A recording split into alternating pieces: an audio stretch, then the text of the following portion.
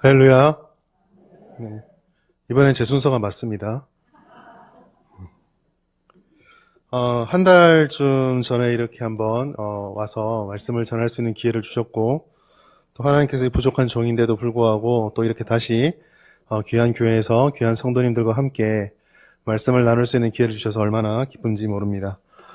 여러분께서도 오늘 함께 예배를 드리시며 서로 좀 낯설지만 하나님은 동일하시죠. 하나님 주시는 은혜를 기억하시며 말씀의 은혜를 충만히 받는 예수 그리스도의 살아계심을 경험하게 되는 귀하고 복된 시간 될 수 있기를 축원합니다.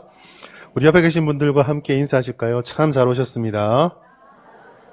큰 은혜 받읍시다. 1848년 1월 24일 미국의 캘리포니아의 세크라멘토라는 지역에서 제재소에서 금이 발견되는 사건이 있었습니다.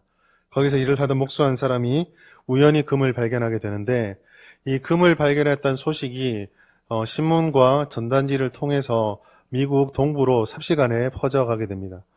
1848년에 사건이 있고 나서 불과 1년 뒤 1949년에 서부로 약 8만 명의 사람들이 이주를 하게 되고, 이러한 이주는 1853년에는 25만 명이라는 인구가 일거에 이동할 정도로 급격한 어떻게 보면 인구 대이동이 일어나게 되죠. 일확천금을 노리고 사람들은 그렇게 서부로 갔습니다. 아마 눈치채신 분도 있을 텐데요. 이것이 바로 미국 역사에서 유명한 골드 러시라고 하는 사건입니다.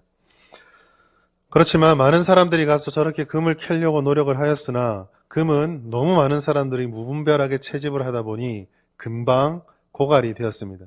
더구나 그 금들이 다 금만 있었던 것도 아니고 황동철이라고 하는 가치가 없는 철광물도 섞여 있었기 때문에 생각보다 많은 사람들이 부유함을 누리지는 못했습니다. 오히려 그 사람들이 모이니까 사람들에게 필요한 식료품을 댄다거나 아니면 그 사람들의 편의를 보아주는 상업하는 사람들이 더 큰 이득을 누렸다라는 기록이 있습니다.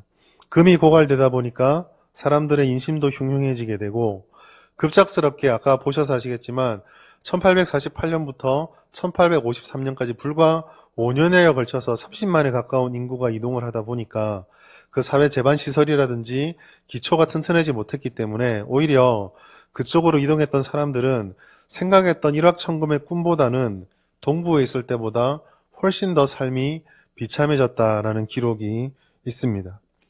처음에 서쪽으로 올 때 그 사람들에게 서부는 약속의 땅이었습니다.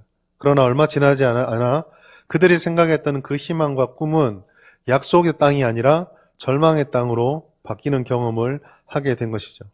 이 땅을 살아가는 사람들의 꿈이란 것이 이처럼 얼마나 쉽게 허망하게 무너지는지를 잘 보여주는 사례가 아닌가 싶습니다. 오늘 본문은 모세가 죽은 후에 여호수아에게 주어지는 첫 번째 말씀이었습니다. 이 말씀이 전해지는 그때 당시로 생각하자면 이스라엘 사람들은 40년간의 가나안 땅에 40년 동안의 광야 생활을 마치고 이제 새로운 시대에 진입하기 직전이었습니다.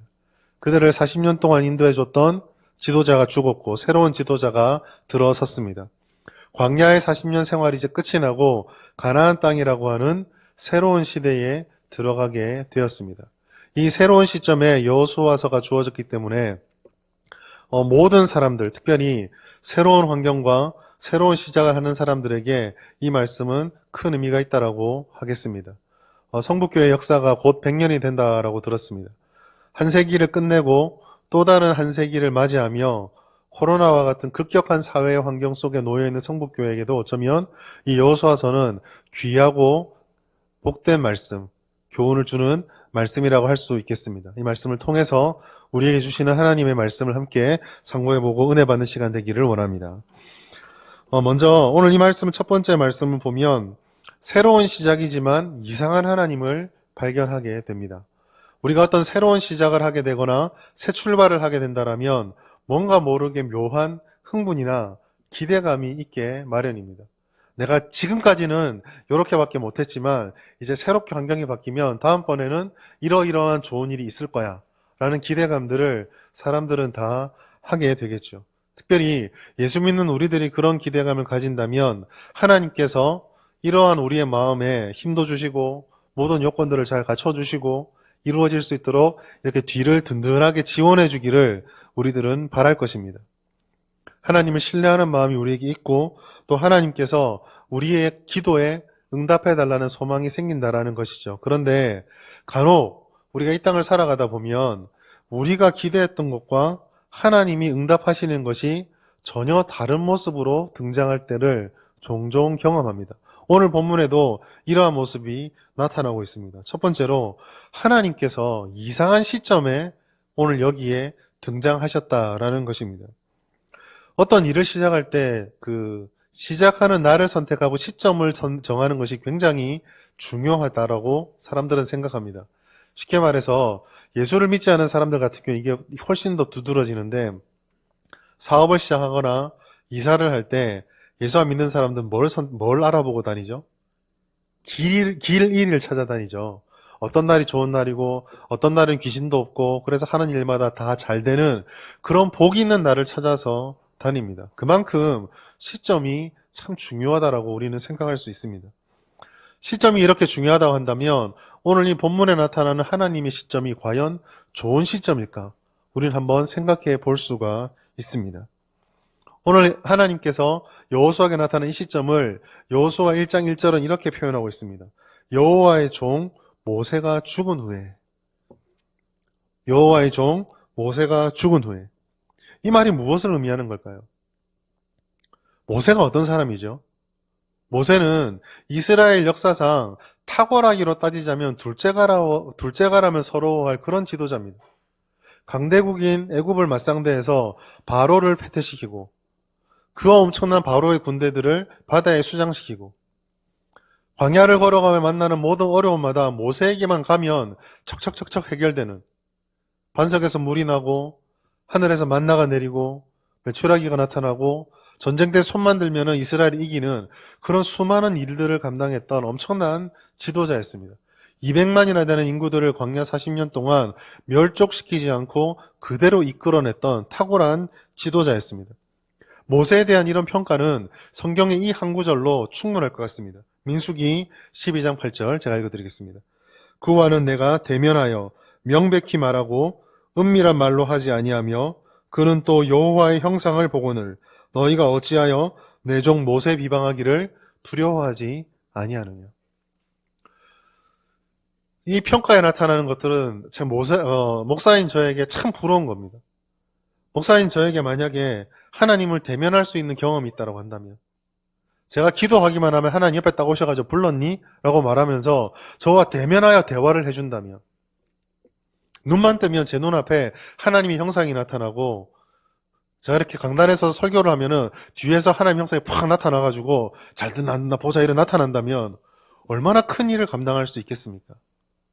만약에 저에게 어떤 큰 일을 할 수 있는 사업을 하나 던져준다면 그리고 그 일을 할 때에 누구랑 할 거야 라고 물어본다면 저는 수저하지 않고 저 모세랑 하겠습니다 라고 말할 겁니다. 정말 탁월한 지도자죠. 그런데 지금 시점이 어떻습니까? 이렇게 탁월한 일을 감당하는 모세가 죽었습니다. 가나안이라고 하는 엄청난 전쟁과 일을 지금 치러야 되는데 지금까지 경험해보지 못했던 새로운 시대를 이제 살아가야 하는데 가장 능력이 많은 모세가 사라져버렸습니다. 뒤를 이은 여호수아, 성경을 잘 살펴보시면 여호수아가 모세를 떠난 이에 회막을 떠나지 않았다는 것을 볼 때 신앙은 분명 좋은데 그것 빼고 모세처럼 어떤 탁월한 능력을 발휘한 경험이 있는가? 보면 전 기억이 안 납니다. 모세랑 비교하면 능력 면에서는 성경이 침묵하고 있는 지도자였습니다. 시점으로 보자면 지금 하나님은 가장 잘못된 시점에 나타나셔서 여호수아를 만나고 있습니다. 시점만 잘못되느냐? 그렇지 않습니다. 이 여호수아를 만나서 전해주시는 하나님의 전략, 작전도 잘못되어 있습니다.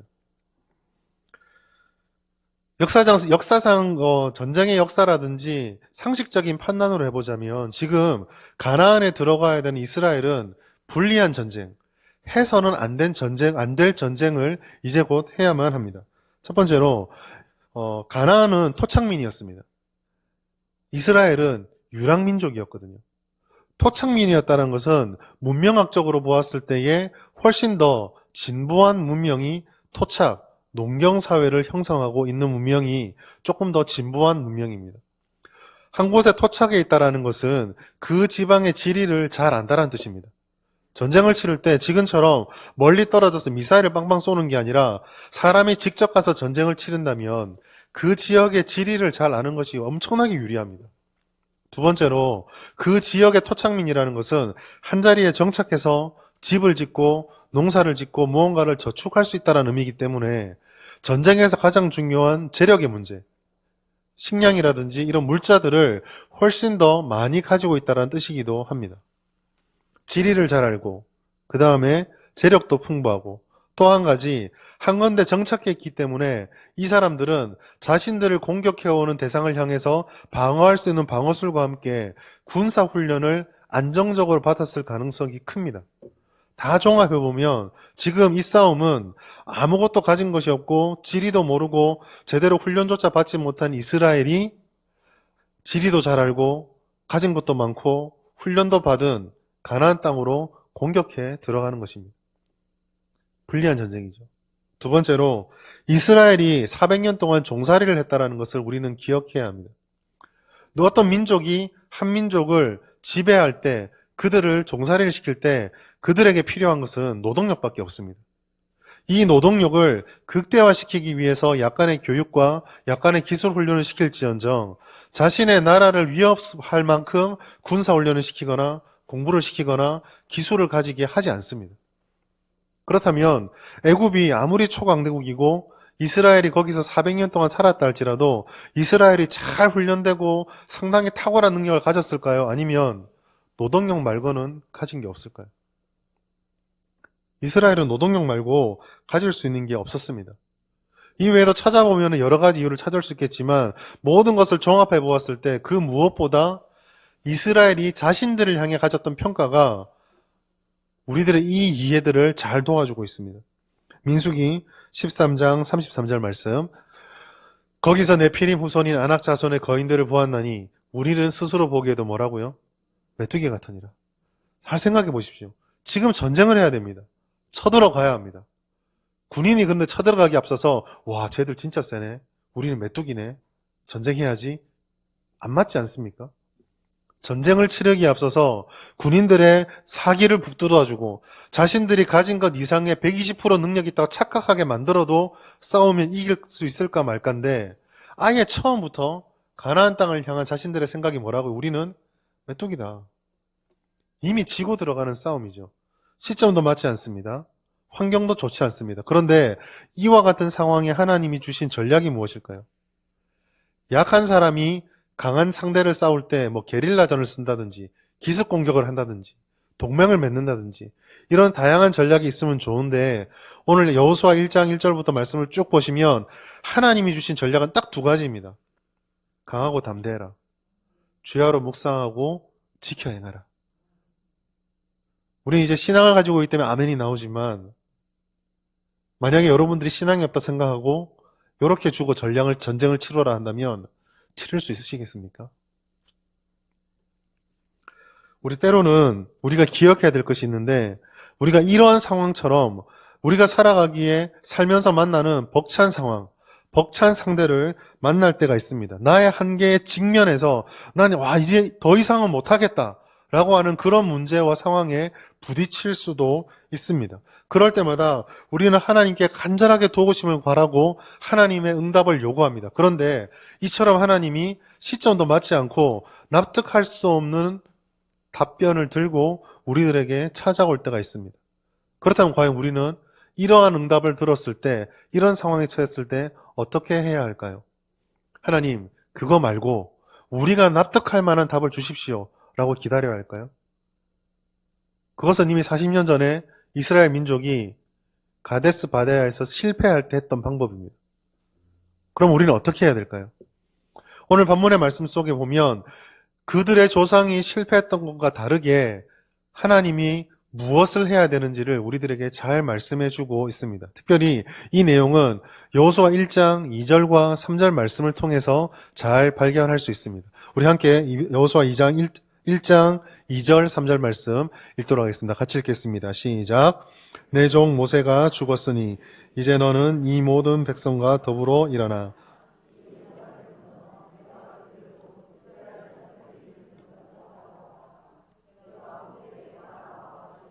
너희 발바닥으로 밟는 곳은 모두 내가 너희에게 주었노니. 아멘.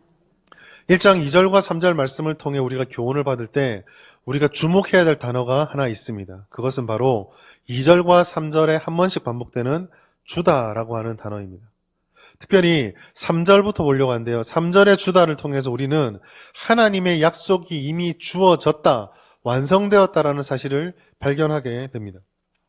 히브리어 우리나라 성경에서 바라보면 둘 다 주다라고 해서 차이가 없는 것처럼 보이는데 원어 성경에 보면 이 두 가지 단어가 조금 다릅니다. 3절의 주다는 이미 우리들에게 주어져서 완료된 상태를 의미하고 있습니다. 쉽게 말해서 하나님께서 가나안 땅을 우리들에게 이미 주었다라는 것입니다. 근데 이상하죠? 지금 이 말씀을 듣는 이스라엘 사람들은 어디에 있습니까? 가나안 땅 밖에 있죠. 요단강을 건너기 전입니다. 그들은 요단강을 아직 건너지도 않았습니다. 심지어 우리가 신앙의 눈을 다 빼고 인간적인 눈으로 바라보았을 때 가나안 땅이 과연 정복이 될지 안 될지도 아직 모르는 상황입니다. 그런데 3절은 뭐라고 말하고 있다고요? 그 땅이 이미 어떻게 됐다? 주어졌다라고 말씀을 하고 있는 것입니다. 사랑하는 여러분, 우린 여기서 신앙의 위대한 원리를 한 가지 발견하게 됩니다. 그것은 신앙이라고 하는 것, 믿음이라고 하는 것은 우리 손에 쥐어지는 것만을 근거로 해서 형성되는 것, 추구하는 것이 아니다라는 것입니다. 우리는 믿음을 참 많이 얘기하죠. 신앙에 있어서 믿음이 중요하다라고 이야기를 합니다. 그러나 그 믿음은 우리가 너무 자주 이야기해서 깊이 묵상을 안 해봐서 그렇지 이 믿음이라고 하는 것은 현실에 제한을 받지 않습니다. 믿음은 현실을 뛰어넘습니다. 믿음이라고 하는 것은 약속을 근거하는 것이고 믿음이라고 하는 것은 내게 보여지는 것 이상을 보는 것이며 믿음이라고 하는 것은 손에 붙잡혀 있는 것 그 너머의 것을 바라보게 만드는 것입니다. 이것을 한 단어로 한 문장으로 가장 잘 표현해 준 것이 히브리서 11장 1절 말씀입니다. 우리 같이 한번 읽어보도록 하겠습니다. 믿음은 바라는 것들의 실상이요 보이지 않는 것들의 증거니. 아멘. 믿음은 바라는 것들의 실상입니다. 바라는 것이라는 시야 밖에 있는 것인데 눈앞에 실상으로 와 있는 것이고 보지 못하는 것은 이미 우리들 눈 밖에 있어서 현실 속의 상상으로밖에 볼 수 없는 것일지 모르나 마치 증거처럼 우리 앞에 생생하게 드러나게 만드는 것. 그것이 믿음이라고 히브리서 저자는 분명히 말씀을 드렸죠. 믿음은 근거 없는 자신감이 아닙니다. 혹은 믿음은 자기를 끊임없이 되뇌이는 자기 최면도 아닙니다. 믿음은 하나님의 약속의 기초에서 우리에게 주어지는 현실과 현실 너머까지를 인정하게 되는 그러한 믿음의 신앙의 힘입니다. 약속이라고 제가 말씀을 드렸는데요. 진짜 이게 약속인가? 하나님이 이 땅을 주셨다는 게 약속인가? 라고 하는 것은 사실 성경에 그대로 드러나 있습니다. 오늘 우리가 읽었던 여호수아 1장 3절의 말씀은 여호수아가 처음 들어본 것이 아닙니다. 신명기 11장 24절 말씀 전반절에 보면 이렇게 되어 있습니다. 너희의 발바닥으로 밟는 곳은 다 너희의 소유가 되리니. 여호수아 1장 3절입니다. 내가 모세에게 말한 바와 같이 너희 발바닥으로 밟는 곳은 모두 내가 너희에게 주었노니. 이게 무슨 말입니까? 하나님께서는 이미 여호수아가 이제 그 땅에 들어가니까 부랴부랴 약속을 만들어서 이제 들어가면 죽게가 아니라 항상 처음부터 작정하시고 섭리하시고 계획하시면서 그 땅을 주셨다라는 거예요. 이 약속이 우리의 믿음의 근거다라고 말씀하고 있는 것입니다. 사랑하는 여러분, 하나님께서는 우리들에게 현실을 무시하라고 말씀하지는 않으세요. 우리들에게 그 현실에 대한 대답을 찾는 노력을 하지 마라고 말씀하시는 것이 아닙니다. 그런데 하나님께서 우리에게 말씀해 주시는 것, 여호수아에게 지금 말해주고 있는 것은 현실을 보고 냉정하게 판단하고 답을 찾는 과정은 좋을지 모르나 현실만 보고 답만을 추구한 나머지 현실과 답을 초월하시는 하나님의 주권과 하나님의 이끄심을 보지 못했던 그 실수를 저지르지 말라라고 말씀하고 있는 것입니다. 다른 말로 표현하면 하나님의 약속, 반드시 성취되는 그 약속은 지금 가나안에 들어갈 너에게 앞으로 내게 주어질지 안 주어질지 모르겠다라는 불확실한 게 아니라 이미 완성되어 있는 하나님의 은혜다라고 말씀해주고 있는 것이에요. 사랑하는 여러분, 여호수아가 이스라엘 사람들이 가나안에 들어가는 것처럼 우리도 아직까지 완성되지 못한 저 영원한 천국과 하나님의 완성된 구원을 바라보며 걸어가고 있습니다. 우리를 향한 하나님의 약속은 이미 주어졌습니다. 독생자 예수 그리스도께서 이 땅에 오심으로 그 약속은 완성되었습니다. 이스라엘이 그랬던 것처럼 우리는 그 약속을 불신하거나 흔들려서는 안 됩니다. 눈에 보이지 않는 것만을 모른 채, 눈에 보이지 않는 것을 외면한 채 눈에 보이는 것만을 쫓아가서는 안 됩니다. 우리가 보아야 될 것은 우리의 삶의 현실을 뛰어넘는 하나님의 주권입니다. 그것이 이미 주어졌다라는 이 말씀 속에 담겨 있습니다. 다른 한편으로 이미 주어졌다라고 말하는 이 3절 말씀 반대편에 2절에는 주어지고 있다라고 말하는 아직 주어지지 않았지만 주어지고 있는 과정의 의미로서 주다라는 단어가 사용이 되었습니다. 사랑하는 여러분, 하나님의 약속은 실패하지 않는다 할지라도 여전히 우리는 아직 완성되지 않은 삶을 살아가고 있습니다. 우리의 신앙의 삶이라고 하는 것은 완성된 이미와 완성되지 않은 아직 사이에서 그 간격을 메꾸어가며 살아가는 것입니다. 성도들의 삶을 한마디로 표현하자면 이렇게 표현할 수 있습니다. 주어진 약속을 쫓아가는 삶. 그러나 그 약속은 세상의 약속과 다릅니다. 그 약속은 결코 실패하지 않는 완성되어 있는 약속입니다. 그리고 그 약속을 신뢰하며 하나님께서는 우리들 보고 가라, 너의 발로 밟아라 라고 말씀하고 있는 것입니다. 바로 여기서 이스라엘은 실패를 했었어요. 40년 전에 그 땅으로 들어가라고 말씀하셨던 하나님의 말씀을 받았음에도 가데스 바네아에서 12명의 정탐꾼들은 너무 현실적인 보고를 드렸습니다. 단 2사람, 여호수아와 갈렙만 빼고요. 그들의 판단은 틀리지 않았습니다. 가나안은 강했습니다. 그러나 그들은 그 땅에 들어가지 못했죠. 왜 그렇습니까? 약속이 가짜이기 때문입니까?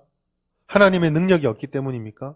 그렇지 않습니다. 그들은 약속을 믿지 않고 하나님을 향한 불신만을 가진 채 가서 밟아야 했으나 가기를 거부하고 밟기를 거부했기 때문입니다. 그들은 하나님보다 현실을 택했습니다.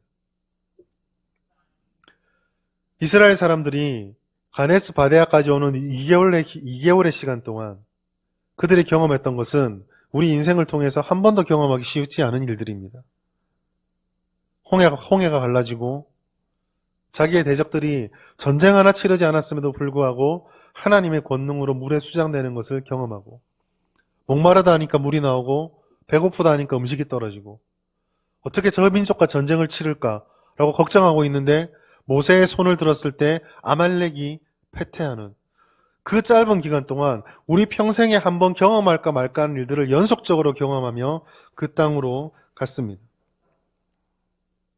그러나 그들은 그 약속을 믿고 자신들에게 주어진 신앙의 삶을 살기를 거부했습니다. 사랑하는 여러분, 우리들에게 필요한 것은 주님의 약속을 붙잡고 우리가 이루어야 될 구원의 삶을 열심을 다해 살아가는 것입니다. 빌립보서 2장 12절 말씀, 그러므로 나의 사랑하는 자들아, 너희가 나 있을 때뿐 아니라 더욱 지금 나 없을 때도 항상 복종하여 두렵고 떨림으로 무엇을 하라고요? 너희 구원을 이루라. 이미 구원은 완성되었으나 우리도 그 구원의 역사에 동참하여 하나님이 주셨던 매일의 삶을, 우리의 발걸음을 뗄 의무가 우리에게 있다라는 것입니다. 그렇게 뗄 때에 하나님이 우리들에게 이렇게 말씀해 주고 있는 것입니다. 내가 바로 너희 삶의 원동력이다. 내가 바로 너희가 찾는 그 답이다. 한 걸음을 떼기만 하면 내가 계획했으니 내가 시행하고 내가 성취할 것이다. 내가 바로 그 하나님이다. 이것이 지금 우리에게 주어지고 있는 이 2절에 담긴 약속의 말씀인 것입니다. 그리고 이것이야말로 모든 교회와 성도들이 그토록 갈망하는 형통과 번영의 비결입니다. 하나님이 약속한 이 형통을 누리기 위해서, 그러면 이미 우리에게 약속해 주셨던 그 번영을 가지기 위해서 하나님께서 여호수아에게 마지막으로 주었던 실천이 있습니다. 두 가지인데요. 첫 번째로 강하고 담대해야 합니다. 형통의 은혜를 누리기 위해서 우리는 강하고 담대함을 가질 필요가 있습니다. 이 강하고 담대함이 얼마나 중요하냐면 6절부터 9절까지 있는 짧은 말씀 속에 6절과 7절과 9절 세 번을 반복해서 하나님께서 강하고 담대하라, 강하고 극히 담대하라, 강하고 담대하라 라고 말씀해 주고 있습니다. 사랑하는 여러분, 하나님께서 형통을 누리기 위해서 우리들에게 주신 비결은요, 특이한 것이 아닙니다. 특별한 프로그램이나 뭔가 비법이 있는 것이 아니었습니다. 오직 우리들에게 필요했던 것은 하나님의 약속을 신뢰하는 진정한 용기, 바로 그것만이 우리들에게 필요했습니다. 영적인 용기는요, 자신의 어떤 한 개인의 성품이 가지고 있는 특출난 재능이 아닙니다. 우리가 간혹 살아가다 보면 어려운 일이나 힘든 일이 있을 때 다른 사람보다 훨씬 잘 극복하고 대범한 사람들을 만나게 되잖아요. 그 개인의 특징들이 그런 분들이 있습니다. 그러나 진정한 용기는 그런 것이 아닙니다. 진정한 용기, 특별히 영적인 용기는 하나님의 약속과 밀접한 관련이 있습니다. 하나님의 약속을 신뢰하는 사람이 그 약속이 실패하지 않고 그 약속대로 살아가는 사람을 버리지 않는다는 사실을 믿으며 오늘 내가 있는 자리를 이겨내는 것. 그것이 영적인 용기입니다. 그 영적인 용기를 가지기 위해서, 그 용기 있는 한 걸음을 내기 위해서 우리들은 세상에 너무 우리 눈을 돌려서는 안 됩니다. 가나안과 세상이 강하다라는 거 굳이 말하지 않아도 우리는 잘 알지 않습니까? 가나안 쉬운 상대 아니죠. 세상도요, 결코 쉬운 상대 아닙니다. 세상을 이기라 말하지만 성경은 한 번도 세상이 쉽다라고 말씀하지 않았습니다. 그러나 거기서 멈추고 계속 그것만 바라보고 있는 것은 어리석은 일입니다. 더 나아가 세상의 어떠함을 바라보는 눈으로 자기 자신의 한계만을 너무 또 바라보아서도 안 됩니다. 오늘 청지기를 뽑는 그런 신청서를 쓰는 기간이라고 알고 있습니다. 항상 이 기간이 되면 겸손을 가장한 자기 자신을 학대하는 모습들이 나타나게 되죠. 아유, 저는 능력이 없습니다. 저는 고갈되었어요. 그리고 가장 영적으로 잘하는 핑계가 무엇입니까? 기도해 보겠습니다. 다 쓰시는 말씀들이시죠? 여러분 그거 아십니까? 하나님이 우리를 부르실 때 우리가 연약한 걸 알고 부르세요. 하나님이 우리를 담대하라고 말할 때 우리가 겁쟁이란 걸 알고 부르십니다. 하나님이 우리 보고 강하고 담대하라고 말씀하실 때 세상이 얼마나 혹독하고 강한지 알면서 우리를 부르신다고요. 하나님이 우리를 부르실 때 우리를 불러내면 분명히 넘어질 거야 를 알면서 부르십니다. 그렇기 때문에 하나님이 그걸 알고 우리를 불렀다면 우리가 그거를 너무 바라보면서 난 이것 때문에 자격 없어요 라고 말하는 순간 우리는 우리를 부르시는 하나님을 향해서 하나님의 그 부르심이 틀렸습니다 라고 말하는 것밖에 되지 않습니다.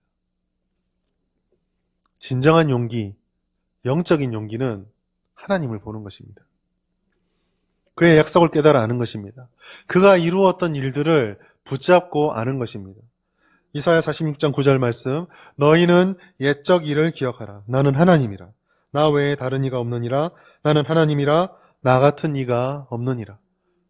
성북교회 100년의 역사 동안 하나님께서 이루셨던 수많은 일들, 하나님께서 베풀어 주셨던 수많은 기도의 간증들, 그리고 우리가 성경을 보면서 살아 역사하시는 만났던 그 하나님을 우리가 붙잡고 그것을 신뢰할 때 우리는 용기를 낼 수 있는 것입니다.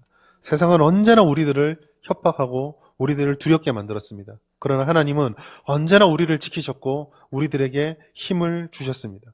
강하고 담대하십시오. 하나님을 이길 수 있는 힘은 이 세상에 어디에도 없습니다. 두 번째로 끊임없이 묵상하고 실천할 때 우리는 하나님이 약속하신 형통을 경험할 수 있습니다. 여호수아에게 하나님께서는 내 율법책을 내 입에서 떠나지 말게 하며 오직 그것을 주야로 묵상하고 다 지켜 행하라라고 말씀하셨습니다. 사랑하는 여러분, 교회가 돌아가야 될 자리는 바로 여기에 있습니다. 우리는 주님의 말씀을 주야로 묵상해야 됩니다. 묵상이라고 하는 것은 우리가 흔히 생각하는 것처럼 눈 딱 감고 계속 되뇌이면서 그것이 우리 안에서 뭔가 뜨거운 어떤 것으로 바뀌길 바라는 그런 게 아닙니다. 그런 신비한 것이 아닙니다. 히브리식의 묵상이라고 하는 것은 이런 말씀드리면 여기 지금 조금 우리 젊은 청년분들도 보이시는데요. 묵상하라는 말을 가장 우리들에게 적절하게 표현하자면 열심히 공부하고 실습해라 이 얘기입니다. 분위기 이상하죠? 무슨 말이냐면 성경 말씀을 묵상하라는 말은 히브리인들의 사고 속에는 소리를 내서 읽고 되뇌어서 우리 귀에 집어넣고 우리의 가슴을 그 지식으로 채우고 나서 삶을 통해 그것을 실천해서 그런가 아니 그런가를 날마다 체험하고 살아가는 것, 여기까지가 묵상입니다. 그러므로 묵상은요, 그냥 앉아서 머리만 가득 채우는 공부도 아니고 이거 다 빼버리고 주님 역사하시고 체험을 주시옵소서라고 말하는 신비적 체험주의도 아닙니다. 중요한 것은요, 전쟁을 앞두고 하나님께서 주신 전략이 이와 같은 공부와 체험이었다라는 것입니다. 이것은 하나님께서 우리들에게 무엇을 요구하시는지를 단적으로 말씀해 주고 있습니다. 새로운 시대를 맞이하고 그 앞에 들어가는 우리들에게 코로나로 인해서 야기되었던 새로운 변화의 시대에 뭔가 변화되어야 된다, 이대로 가면 안 된다, 새로운 무언가 필요하다 압박을 받는 우리들에게 세상은 무언가 단기적으로 효과가 나타나는 것을 자꾸 우리들에게 강요하고 있습니다. 교회도요, 거기에 따라서 위기를 느끼고 있습니다. 나날이 줄어들고 있는 성도들, 특별히 다음 세대의 무너짐을 바라보며 기도하고 고민하고 있습니다. 이 압박은 교회도 마찬가지죠. 그러나 우리가 늘 기억해야 될 것이 있습니다. 우리 앞에 놓여있는 문제가 산처럼 크면 클수록 더욱더 우리들에게 무엇인가 생각한 요구, 생각할 여유를 주지 않고 우리를 자꾸 압박하면 압박할수록 우리는 반드시 우리의 생각과 우리의 본질이 하나님의 말씀으로 돌아가고 하나님의 가치관으로 돌아가도록 늘 고민하고 쫓아가야 한다는 것입니다. 우리는 하나님의 말씀을 주야로 묵상해야 됩니다. 반복해야 되고 습득해야 됩니다. 교회가 하나님의 말씀을 선포하는 일과 주님의 말씀을 날마다 가르치고 훈련하는 일에 또 성도들이 그 선포되는 말씀을 듣고 교회에서 하나님의 말씀을 주야로 듣고 배우고 훈련하는 일을 놓쳐서는 안 됩니다. 그것이 하나님의 방식이기 때문이에요. 그리고 그 방식들을 통해서 습득되는 지식들은 반드시 실천을 통해 우리 현실 속에 드러나야 됩니다. 왜냐? 그것이 세상과 우리를 구별시켜주는 외적 표지이기 때문입니다. 레위기 19장 2절 말씀 같이 한번 읽어보겠습니다. 시작. 너는 이스라엘 자손의 온 회중에게 말하여 이르라.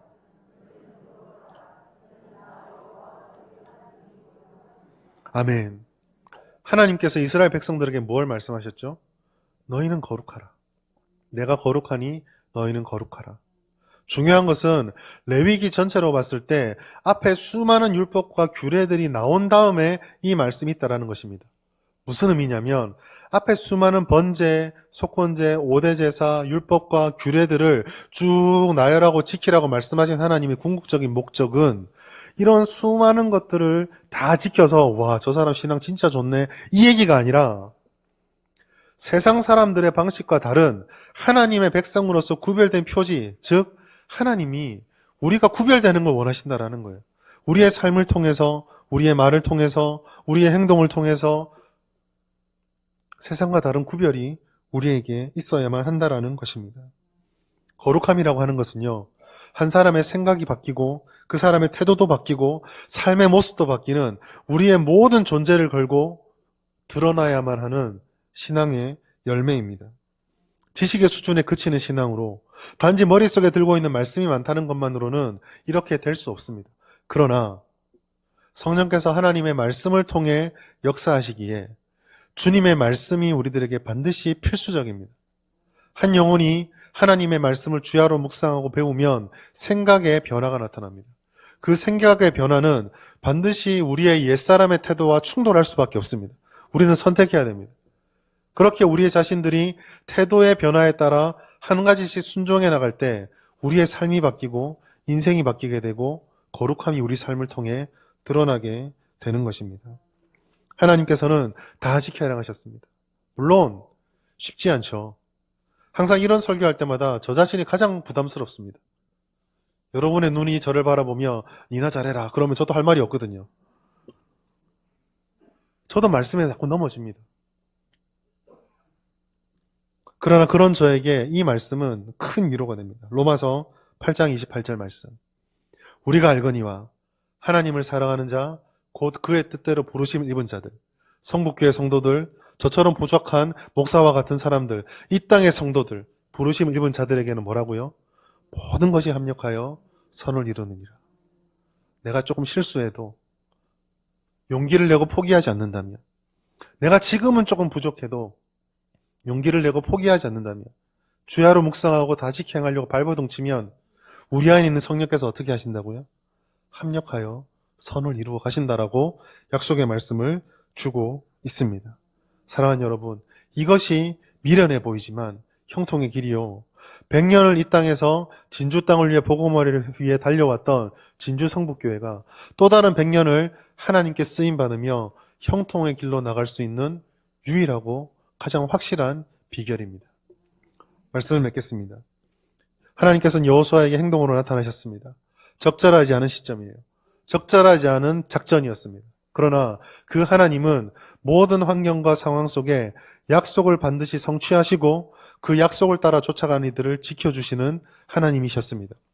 여호수아에게 필요했던 것은 그들의 과거의 실수를 되풀이하지 않고 주의 약속의 말씀을 붙잡고 늘 주님과 동행하며 하나님 앞에 용기를 가지고 주의 말씀을 묵상한 채 그 말씀을 실현시켜가는 말씀 정복 전쟁을 하면 되는 것이었습니다. 오늘 우리도 마찬가지입니다. 하나님의 구원의 약속을 받았습니다. 그 구원의 약속을 따라 우리 각자의 삶의 현실을 살아가게 될 것입니다. 세상에 기웃거리지 마십시오. 세상이 우리들에게 무엇을 유혹한다 할지라도, 심지어 우리들을 그렇게 해서는 안 된다라고 끊임없이 압박하고 협박할지라도 두려워하지 마십시오. 힘들 수 있습니다. 실패를 경험할 수 있습니다. 그러나 불과 60년 안에, 불과 70년 안에 누가 이기는지 다 증거될 것입니다. 주님 앞에 나갔을 때에 하나님께서 우리를 칭찬해 주시고 뿐만 아니라 이 땅 가운데 약속의 말씀을 주셨던 것처럼 가나안을 정복하는 형통, 우리의 삶에서 두각을 나타내는 형통과 번영을 우리에게 허락해 주실 것입니다. 오늘 이와 같은 형통과 풍성한 은혜의 복을 누리는 저와 우리 성북교회 모든 성도님 될 수 있기를 주의 이름으로 축복합니다. 하나님 아버지 감사합니다. 오늘도 연약하고 부족한 저희들을 사랑하시고 하나님께 예배할 수 있도록 불러주시니 감사합니다. 하나님 아버지, 적절하지 않은 시점인 것만 같고 하나님 앞에 주시는 그 약속의 말씀들, 하나님의 작전이 참 어리석어 보이지만 약속을 주시고 성취하시고 그 과정을 모두 이끌어 가셔서 실패하지 않으시는 하나님을 다시 말씀을 통해 깨닫게 해주시니 감사합니다. 하나님, 우리에게 주어져 있는 새로운 환경 속에서 두려워하지 말고 떨지 말고 강한 용기와 담대한 확신을 가지게 하여 주시옵소서. 세상의 것들에 우리의 마음이 빼앗기지 아니하고 날마다 주의 말씀을 주야로 묵상하며 하나님을 지켜 행하는 그런 순종의 신앙, 체험의 신앙을 가지는 우리 모든 성도님 될 수 있도록 도와 주시옵소서. 그리하여 우리 성북교회가 하나님의 놀라운 형통을 누리는 복된 교회, 그런 성도님 될 수 있도록 하나님 역사하여 주시옵소서. 모든 말씀 주님께 감사드리며 예수님의 이름으로 기도드립니다. 아멘.